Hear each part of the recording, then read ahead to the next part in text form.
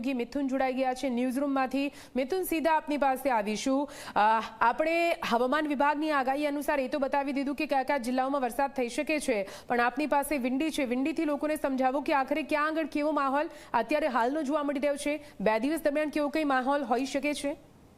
જી જી નિધિ, ખાસ કરીને આપણે વાત કરીએ તો વિંડીમાં આપણે 21 તારીખની વાત કરીએ, કારણ કે આજે 20 તારીખ છે। 21 તારીખથી જે વાવાઝોડું છે તે આગળ વધશે અને જે પ્રકારની જે આગાહી કરવામાં આવેલી છે કે કર્ણાટક બાજુથી આ જે વાવાઝોડું છે તે આગળ વધશે, એટલે આગામી જે દિવસો છે આ વાવાઝોડાના કારણે વરસાદ આવશે તેવી જે શક્યતાઓ છે। અને મહત્વની વાત એ છે કે 21 તારીખથી આપણે જો આગળ વધીએ તો 22 તારીખ પર આવીએ તો આ જે વાવાઝોડું છે તે કર્ણાટકથી મુંબઈ તરફ આવશે અને મુંબઈથી આગળ ગુજરાત તરફ વધશે। પરંતુ મહત્વની વાત એ છે કે જ્યારે 22મી તારીખે મુંબઈ સુધી જ્યારે આ વાવાઝોડું આવી જશે ત્યારે તેની અસર જે છે તે ગુજરાત પર વર્તાવાની શરૂ થઈ જશે અને આવતીકાલથી જ એમ તો થોડી ઘણી અસર જે છે તે ગુજરાત પર વર્તાવાની શરૂ થઈ જશે, પરંતુ મુંબઈ જ્યારે આ વાવાઝોડું 22 તારીખે આવી જશે ત્યારે ગુજરાતમાં વરસાદ થવાની જે શક્યતાઓ છે તે દર્શાવવામાં આવી રહી છે। જે રીતે આપે આગળ વાત કરી કે કઈ કઈ જગ્યાએ વરસાદ થઈ શકે તેની,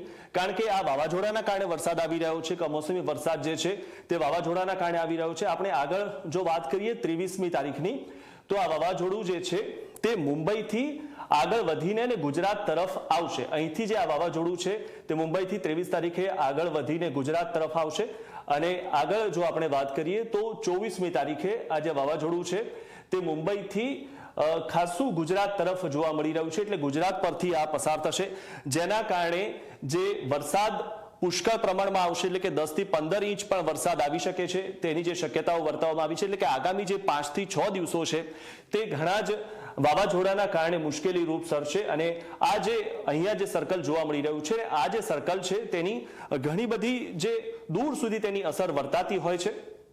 ત્યારે જો આપણે 24 તારીખથી 25 તારીખ બાજુ આવીએ તો આ જે વાવાઝોડું છે તે બીજી સાઈડ જઈ શકે છે। મહત્વની વાત એ છે કે વાવાઝોડું જો ગુજરાત તરફ આવે તો તેની અસર વધુ વર્તાશે, પરંતુ વાવાઝોડું કઈ તરફ ફંટાય છે તેના પર પણ મહત્વની વાત એ છે અને જે સિસ્ટમ છે તે ડીપ ડિપ્રેશનમાં ફેરવાશે ત્યારે વધુ મુશ્કેલી સર્જાઈ શકે।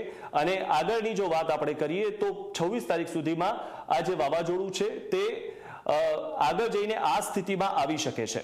આ જે છે તે સંભાવના છે, આમાંથી વાવાઝોડું કોઈ પણ તરફ ફંટાઈ શકે છે, કારણ કે આ વાવાઝોડું કઈ બાજુ જશે તે છેક સુધી કહી ન શકાય, પરંતુ જે રીતે હાલની સિચ્યુએશન છે તે પ્રમાણે વાવાઝોડું જે છે તે 27 તારીખે હાલમાં ગુજરાતની નજીક રહેશે, મુંબઈની પણ નજીક રહેશે, એટલે કે આ જે વાવાઝોડું છે તેની અસર ગુજરાત પર પણ થશે, સાથે સાથે મુંબઈ પર પણ થશે અને વરસાદની શક્યતાઓ જે જોવા મળી રહી છે, કારણ કે વરસાદ જે પુષ્કળ આવશે તે આ વાવાઝોડાના કારણે વધુ આવી શકે છે।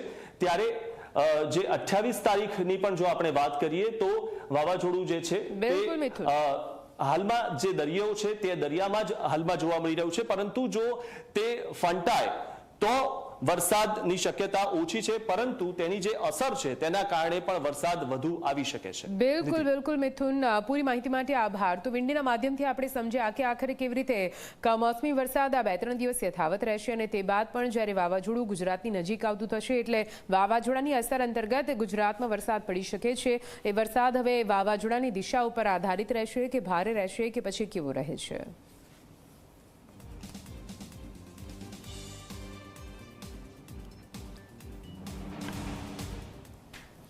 અને હવે રાજકોટની વાત કરીએ। રાજકોટમાં ટીઆરપી અગ્નિકાંડ મુદ્દે કોંગ્રેસે વિરોધ નોંધાવ્યો છે। જી હા, ટીઆરપી